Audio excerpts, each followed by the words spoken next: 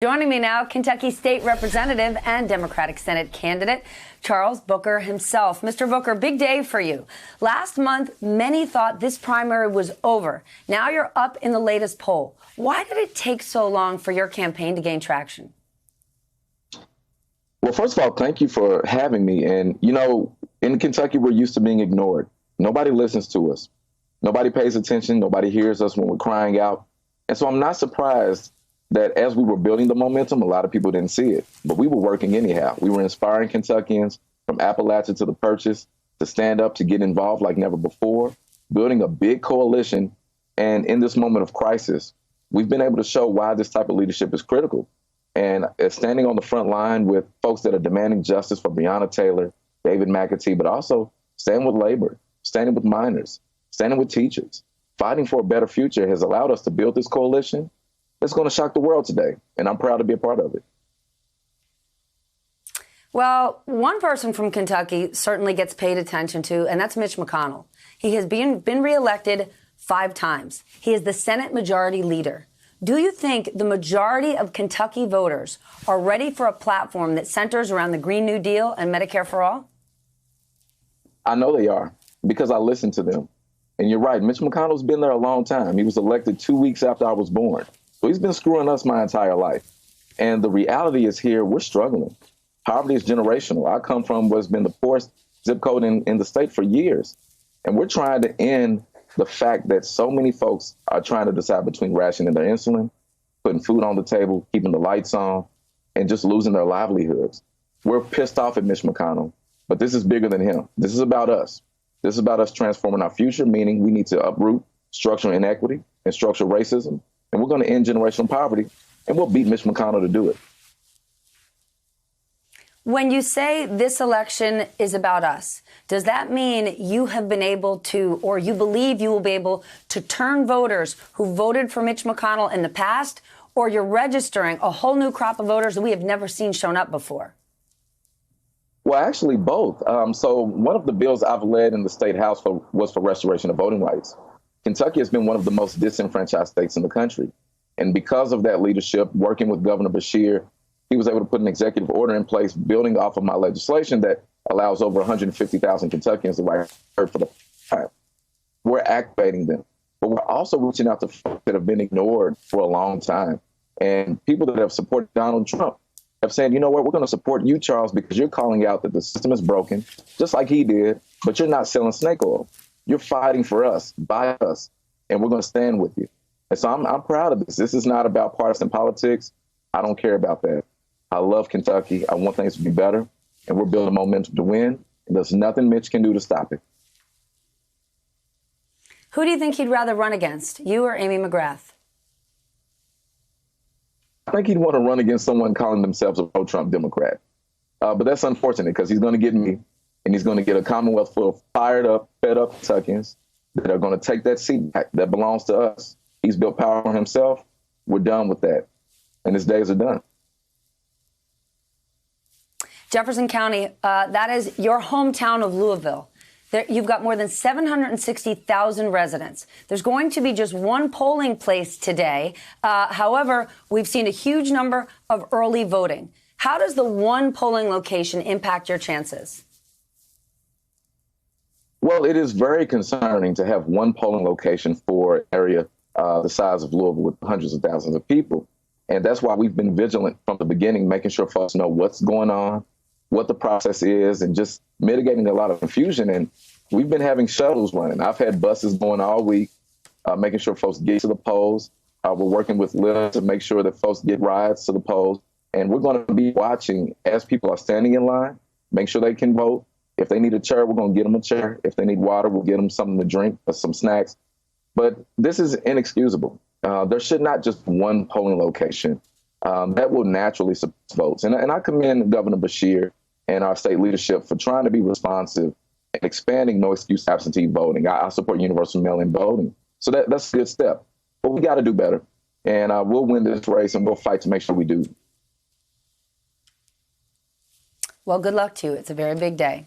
Joining me now, Mr. Booker's opponent, former Marine fighter pilot and Senate candidate Amy McGrath. Thank you so much for joining me this morning. For months, you were expected to win this race. You started with a major ad that caught national attention. But these latest polls show that things have shifted. What happened? Well, I've been boots on the ground from day one of this campaign, listening to the frustrations and the concerns of my fellow Kentuckians. And, we have built a very strong network around Kentucky of all 120 counties, grassroots network, to be able to take Mitch on. And I think the momentum is still very clear. People want to get rid of Mitch McConnell. He's deeply unpopular. And they want somebody with common sense solutions to things like healthcare, to things like prescription drug prices, to things like good quality jobs. Those are the types of things that I've been focused on throughout. And, I'm excited to finish this primary up strong and continue on. Your opponent attended multiple protests and rallies in Louisville, making the argument he stands for justice. He stands against racial injustice. Why didn't you participate? Well, I did participate. I went to Louisville and I was in Central Park for a memorial service for Breonna Taylor and George Floyd and so many others who have been unfortunately killed by police. And I was involved in services just like that in Lexington and all around the state. I'm somebody that stands for social justice and for Black Lives Matter. And so to me, it's part of this idea that leaders have to listen and leaders have to go to Washington and actually tackle the structural injustice that we have in this country. And I'm talking injustice, racial injustice in healthcare. Black Americans are dying at twice the rate from COVID-19 as white Americans. The racial injustice, not only in the criminal justice system, but also in opportunity. And I'm determined to do that. And that's why I've been standing with my fellow Kentuckians during this time. Before you get to Washington, you've got to win over people in your state. By our latest count, 96% of your fundraising dollars, and they're huge dollars, and you need big dollars to win, or certainly to take on Mitch McConnell, 96% came from out of state. Should that be concerning that you've got support in places like New York and Los Angeles, but maybe not Louisville? Well, I'll tell you what, Mitch McConnell gets the vast majority of his money, over 90%, 95% outside Kentucky. And anybody that takes him on is going to have to be able to compete with him toe to toe. We have support, and I've had support from the very beginning of this race from all 120 counties in Kentucky. That's incredible. I don't think Mitch McConnell's had that in the last 6 years. And that shows you the momentum here to get rid of him. And it's so important because, let's face it, his money comes from outside Kentucky, and it's mostly special interests and moneyed interests. So anybody that takes him on is going to have that grassroots support. And in addition, the average contribution to my campaign is like $36. I mean, that's incredible. Mitch McConnell has never seen that. And that is what is going to be able to power this race. And that's what's going to get our message out to everybody here. Mitch McConnell is the sort of ultimate opponent that you're focused on, but you can't focus on him until you get through today. How confident are you that you can beat Mr. Booker, who's got quite a bit of momentum in the last couple of weeks? Well, I've been all around Kentucky listening to people's hopes and frustrations and dreams for the future. And I'm somebody that has a background in, the military, and I'm somebody that looks for common sense solutions for the things that people need. Better prescription drug prices, a healthcare system that works so that they can afford insurance, good quality jobs. How do we get them in Kentucky? Infrastructure.